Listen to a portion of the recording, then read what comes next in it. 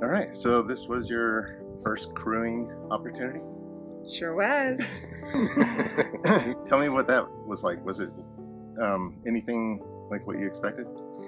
I think having done, Ragnar before, it was a little bit similar to what I was expecting, but it was long.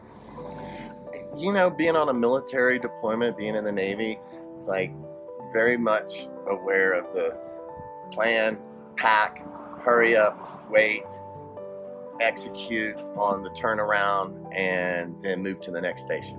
And so we were very lucky that we had Molly in charge. Yes. We played the dum-dum to help out folks. Like She gave us assignments. Yes, we were not in charge.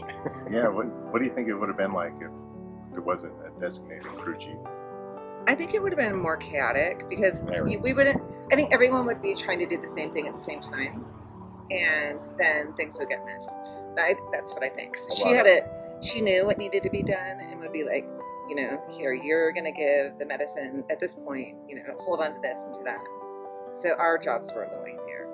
I think there would have been a lot of double effort and things getting lost, because if you don't communicate that you've done something, then the rest of the crew doesn't know, and they're looking around for whatever you just put in your pocket.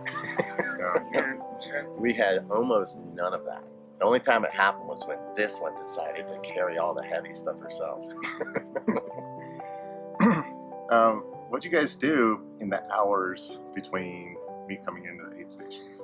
Well, a lot of them went pretty fast because there's a great community. So we were, talking with the people that were in the tent next to us. They came in, brought their dogs. We could hang out with the dogs and chat, learning their experiences about their runners. And then, we met someone who was also a runner, and she was crewing for her husband. So it's kind of cool to hear her experiences. And then we also left for a little while, went back, because there was one chunk that was like 7 hours, I think. So we left and came back to the house and took a nap, went swimming, had some fun. That's good. Yeah, when there was a extra amount of time there, having a little diversion already somewhat planned, which could have been a little hike or the swim we went on, that made all the difference, and it didn't seem like you were stuck there doing nothing for hours and hours and hours. We saw a bunch of people out running. So, because a lot of the people that are crewing, I think, are also runners themselves, or at least athletic. And so there were people out running and walking. So we saw a lot of that. We brought playing cards. We never even used them. Oh, cool. Interesting. On one of my rides back and forth when the shuttle wasn't working properly, I saw this guy on the side of the road hitchhiking with a big pack and poles, and so I stopped over. Something I wouldn't normally do, but I stopped over and jumped in the car. He's from Libya. He's doing the Continental Trail from Denver to Durango, and he just wanted to ride down to the store on the corner so he could resupply. We had a nice little chat. It was really interesting to see the diversity of people that are up here enjoying these mountains. Was there anything that like surprised you? You just didn't expect something to happen? I wouldn't say surprised me, but I would say it's almost disconcerting when, obviously you care about the people that you're crewing, right? Love you. And to see you like so kind of disoriented in a way, kind of in the middle of the night sessions, and being like, okay, shoving you back out into the dark and being like, see you in 4 hours, like that it's hard to do, and when at the end where we were seeing the finishers, there was one guy that was he couldn't even walk. He's all hunched over and making it. And so how you have to kind of put aside your normal care for others, where you want them to be comfortable and safe, and knowing that you're also helping them reach a goal. I think that was a different level of emotion. It was very emotional. And we had a lot of really good surprises, like the day before when we were watching the videos, and then we were out on the trail and we got to see Amanda. We got to meet and spend some time with Tyler. He wasn't running. He was pacing for somebody. We sat with him for about a half an hour and had a great time meeting him and talking to him. We saw Courtney. Fangirled on her. Yeah. It's a cool community. It really is. Yeah, the people are fun. Didn't see anything, but obviously the runners at the end of the run were a little worn out. But other than that, everybody was happy and fun, and there was a lot of teamwork amongst non-team members. Yeah. From all the teams. It's good. Yeah, so you got to help out. Did you get to help out any other teams? We Molly did more than we did. So she gave someone food. They needed some food for their runners, so she gave them food. We did give our seats up to some of the pacers who were waiting for their runners. So just little things like that. We cheered a lot, and it seemed very appreciated. Yeah. You know, because it never seemed like it annoyed people or that they weren't appreciative. They were like, "Oh my gosh, thank you! I can't believe you're still out here." You know, that was really nice. And that's one thing that Tyler had mentioned while we were talking to him. He said the vibe here at Leadville was so much better, so much more enjoyable for everybody involved than anything he had experienced in other places. And obviously he hasn't been doing it that long, but he said it was strikingly different, that this was the best one to be at. Well, tell me how or why you felt like part of the team. I drove back and forth between the shuttle spot that wasn't working as they had hoped.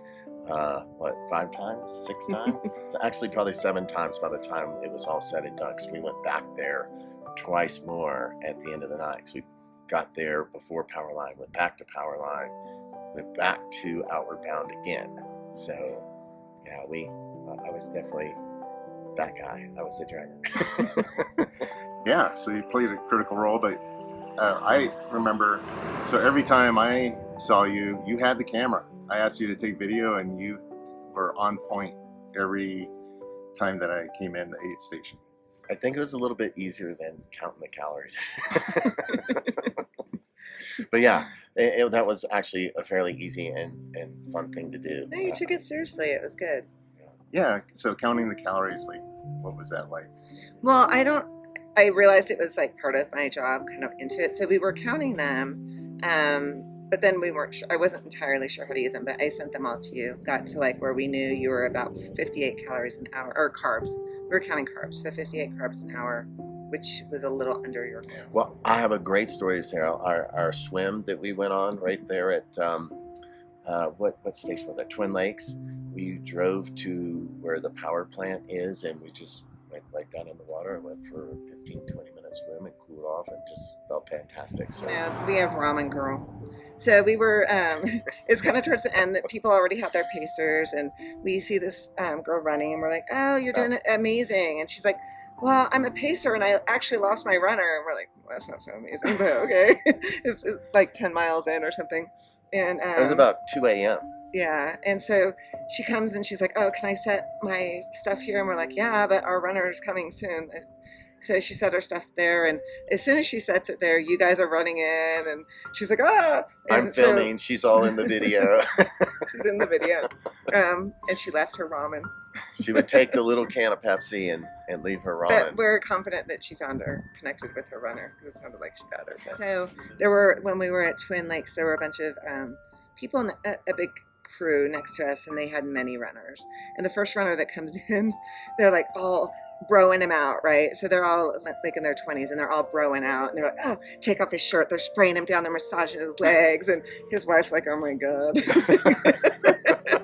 And they're like, doing "Oh," and then we're like, "Who is that guy? Is he someone famous?" But I guess he was an influencer, perhaps a celebrity chef, I'm not sure. But we asked later, and they're like, "Oh, they're all influencers." And Molly's like, "What's an influencer?" Did they keep that energy up? Yeah. For all the runners? For all the runners.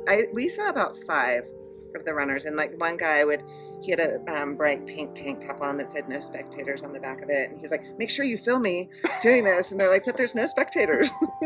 But so he would run them out to the next one. They weren't annoying, like the way I said it, because maybe they sounded annoying, but they weren't. They were funny. They were cute. The only people that were annoying were the run people and maybe the park people trying to enforce the no parking and the shuttle program that wasn't working. And if we had just not listened to them from the beginning, things would have worked out a whole lot better. Unfortunately, I know they made that out of your video, but that's true. It sounds like great advice for runners coming up. Yeah. The only things that really worked out are when we broke the laws, broke the rules. Yeah, when we broke the rules, everything worked out. We followed the rules. I mean, that was one people we You're met. not making that in the video. Oh, They missed their runner because they followed the rules and rode the shuttle. And when I got back to the shuttle spot, I counted how many, counted the line. I'm like, that's 10 buses, 10 big buses that we'll miss Jerry if we don't go. So we dropped her off, came back, and the line was longer when I got back. And then came back and made it to you. Yeah, just parked where we went. I would never run it, but I would totally Not crew running. you again for sure. Yeah, I'll we had swim a really if good there's time. ever a swim part. We had a really great time. I'm very, very proud of you. It was really amazing to see. This was my first crewing experience. I was trying to see what was really needed from me as someone that's part of the crew and someone as a pacer, because these aren't things I've really done before or thought much about.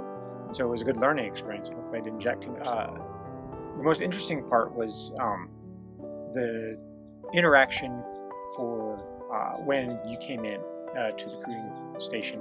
And what I mean by that is, like, we're set up and super prepared for everything, and it's either, and then we see you for 2 minutes or a minute, and then hours later we see you for 30 seconds or a minute, or like when Molly was at the May Queen, she saw you for 5 seconds.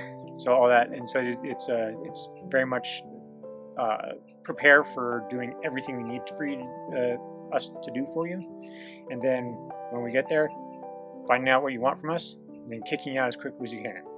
So it was a very strange thing for me. It's almost like camping or a picnic. You're sitting around chatting with folks.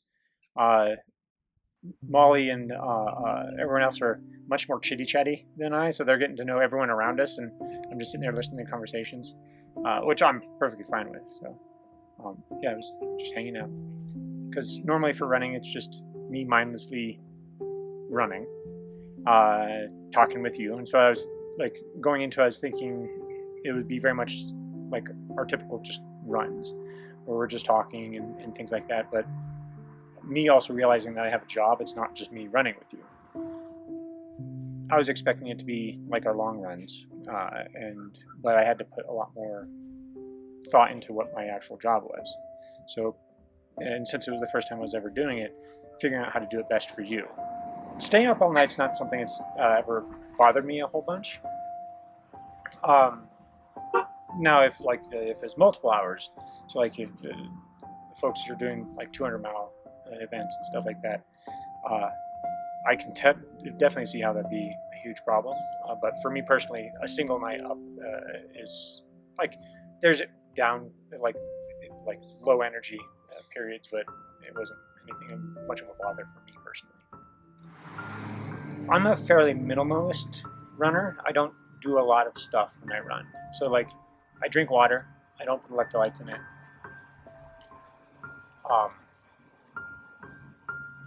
I might eat on a run. I usually don't. And so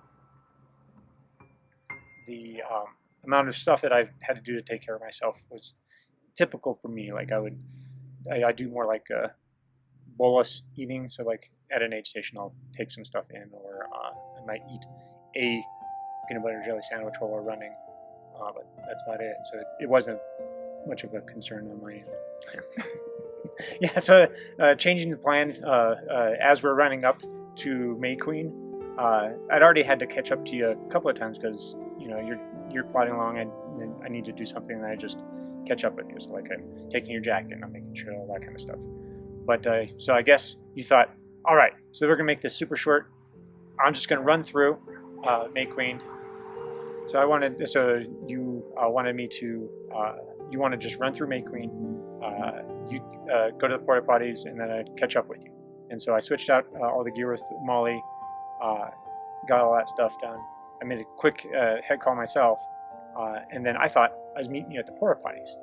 But apparently you meant meet you on the trail.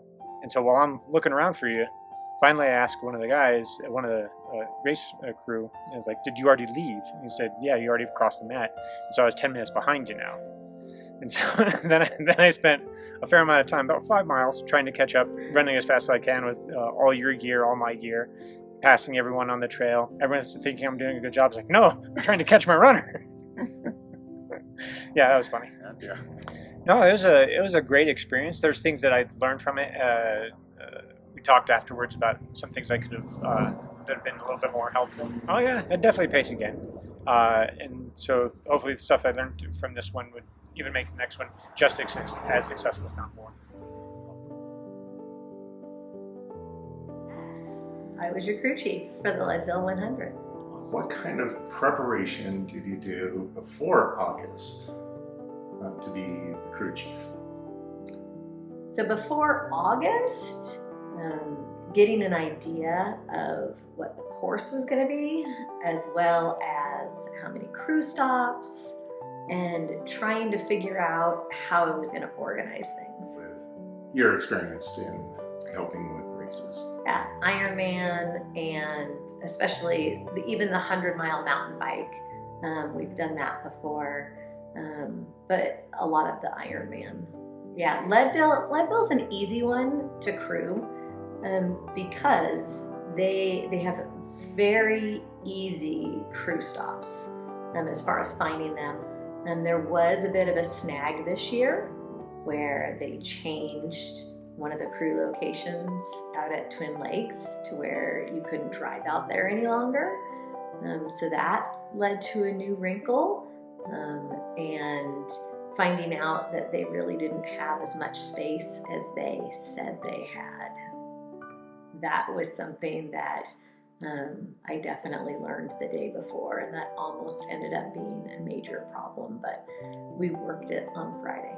So at the pre-race meeting, they made it sound like you could go anytime between the hours of 3 and 6, and that there was more than enough space for everyone. And there wasn't. We got out there at 2:15, and there was already a line of probably 100 people at least, with 1 to 2 tents apiece. And come to find out, some of those people had been there since like 9 a.m. because they had been out to that location last year and there was no space. So luckily, there was a very, very nice park ranger that took pity on several people that at the very end that didn't give up, and he found us what ended up being a really good location. So they truly only had spot for 65 tents according to the park rangers, and they found spaces for 82, and there were a lot more than that got turned away. So how was it being the crew chief and having crew members that were helping? It was good. Everyone that we had there took direction fairly well. I do need to be a little more assertive next time with the delegation of things and not allowing people to just sort of do their own thing.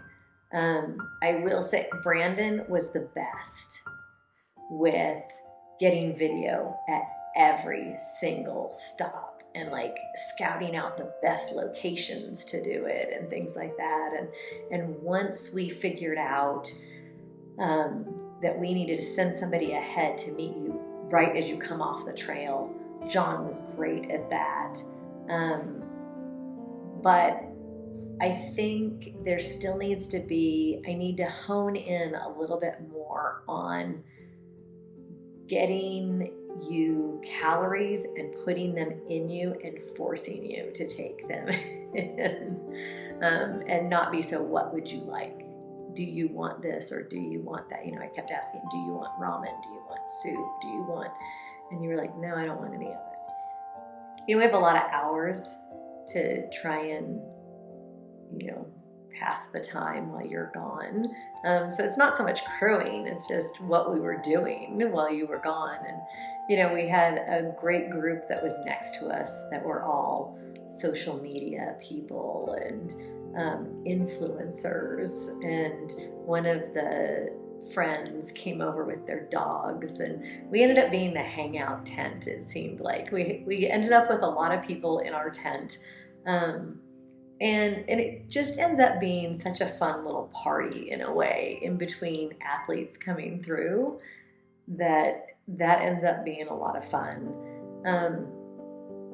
So my coach, Kevin Goldberg, was racing as well. Yes, and he was. Ended up finishing under 25 hours, got the big buckle. So you had the opportunity to see him come through. Did you see him at Outbound as well? So we saw him at Outbound, and he was doing great. I hadn't caught up with Melanie yet at Outbound, but we left Outbound about the same time she did because she stopped and got coffee.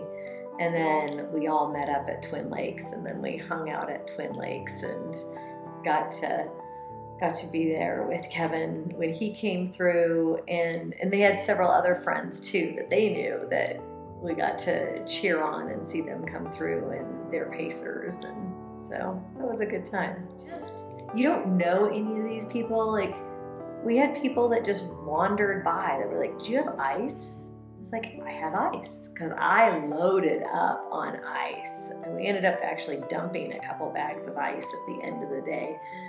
Did not run out of ice, but I knew I had extra.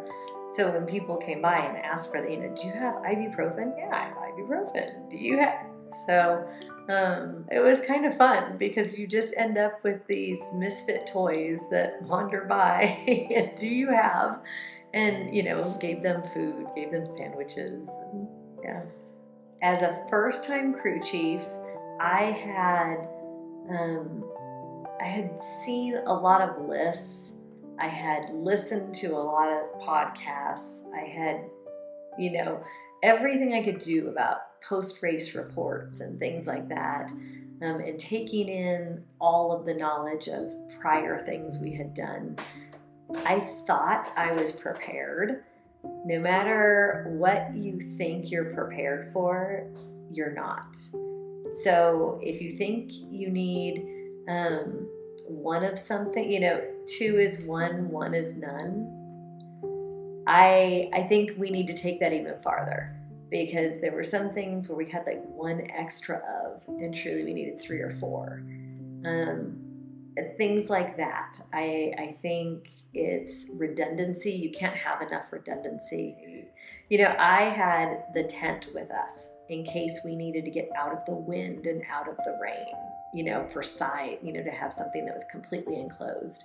And that if people needed to change their clothes and things like that, I had the sleeping bags, I had extra blankets, I had rain gear, I had, all of that. And it just ended up being such a beautiful day, and we didn't need any of it. So I would still have it all, I guess. Are you going to have me back next year? Yes, if you want to do it again. Absolutely.